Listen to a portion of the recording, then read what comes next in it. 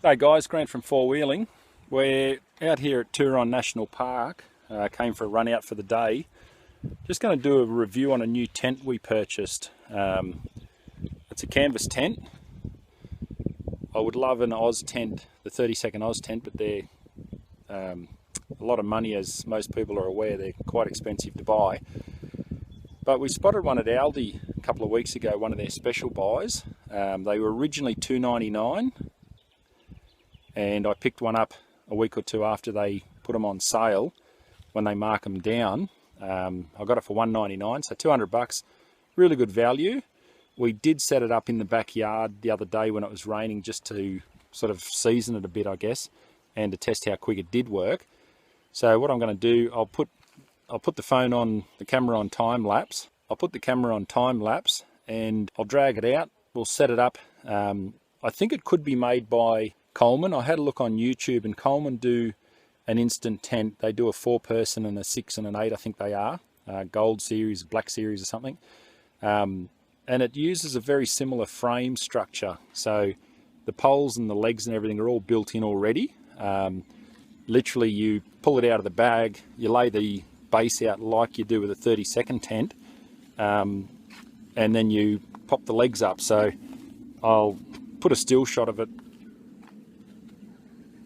I'll put a still shot of it on there as well, just so you can see.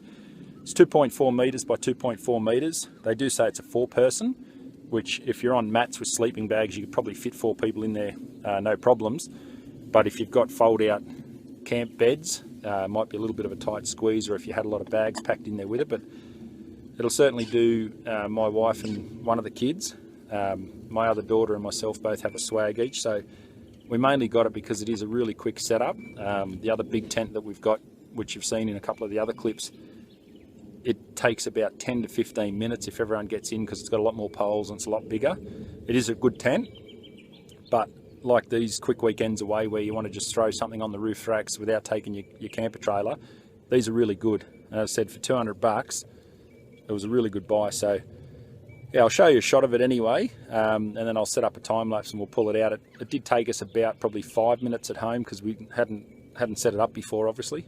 But yeah, now we know what we're doing. I'll put it on time lapse anyway, and I'll time it so you know. So thanks for watching, and we'll get it underway. Cheers, guys.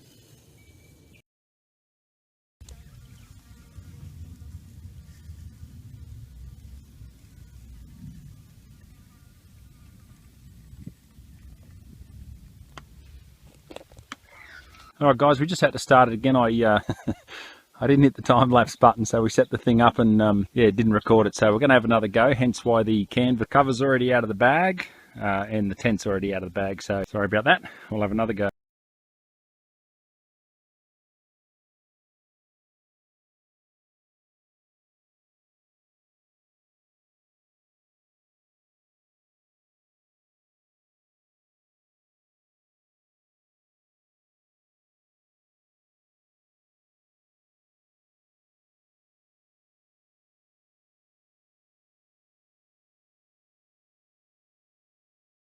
Okay guys, so there it is set up. I'll just do a quick walk around. So it's got a large D-shaped door in the front. Actually a really good design. It's got a no-seam mesh type screen, but then it's got a dual zipper, so you can have it fully open, or the other zipper actually opens.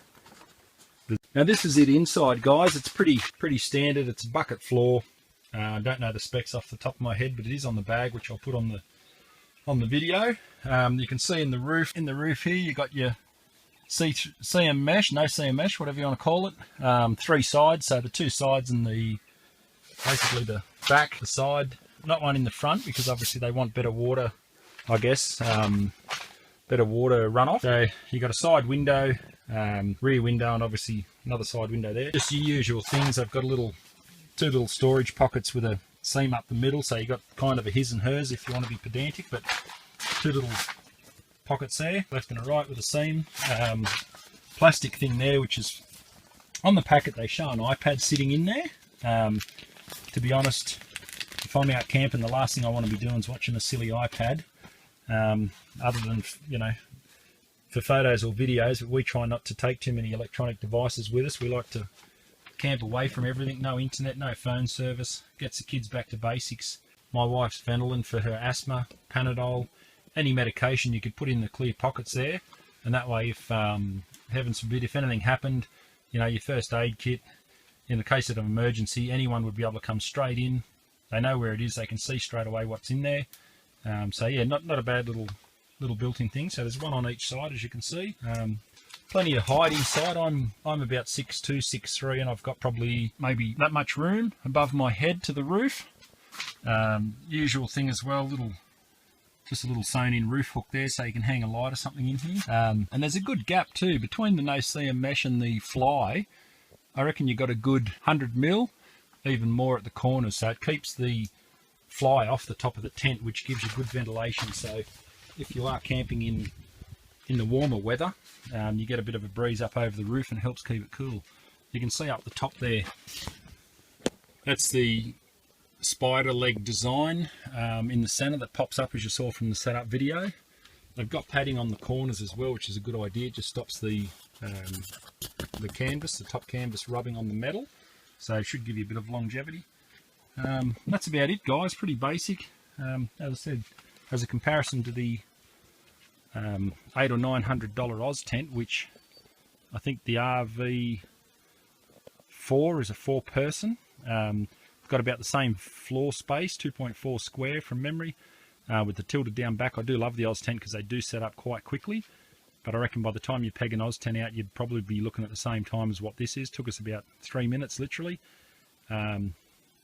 I didn't have a time-lapse display on the screen. I'm going to get an app for that so that it shows it in time-lapse at real time, so people know it's a genuine quick setup. But yeah, about 3 minutes, 5 minutes maybe if you include putting your guy ropes on. So as I said, for $200 at Aldi, you know, it's hard to compare against a $800 Oz tent. I know you are paying for the brand of Oz tent being reliable and super quick, and they've got the name for themselves, but at the end of the day, a lot of this stuff comes out of the Chinese factories. Often one factory makes 10 different brands and puts their own label on it, like with the King Swags and that. I found the factory in Beijing that actually supply, they sent me photos and everything of the factory with King Swags being pumped out, and they said, send me a logo and we'll put your own logo.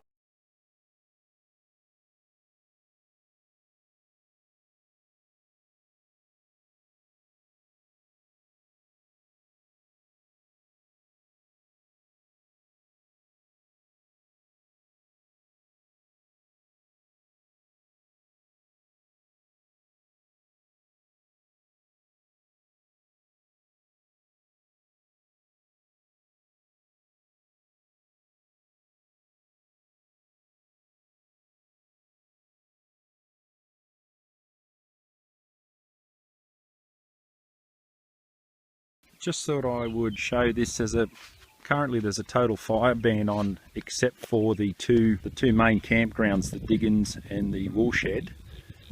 A lot of the spots have been blocked off. You can see down the back here they've had to put logs and star posts in to stop people churning it up. So they're doing a lot of closed section regen work, and a lot of people get annoyed by it.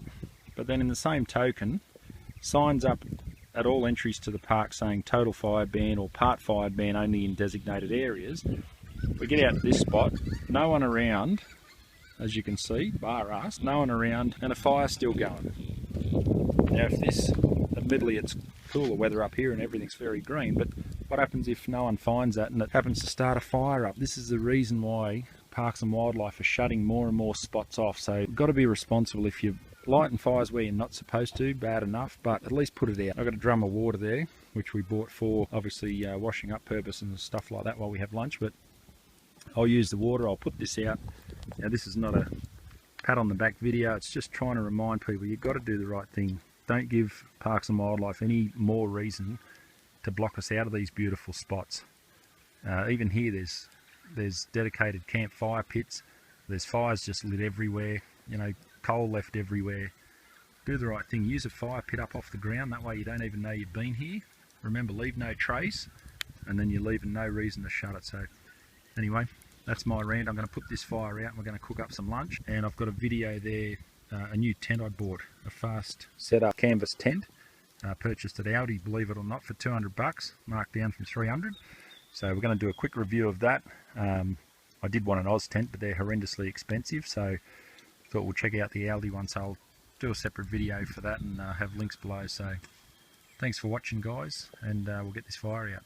Cheers. And that's the other thing, guys, for Christ's sake, glass doesn't melt, it doesn't burn down. So they've just left glass bottles in here, and naturally as I've tipped the water on, because the glass is hot, cold water, they split, so you end up with pieces everywhere. Take your bottles out with you.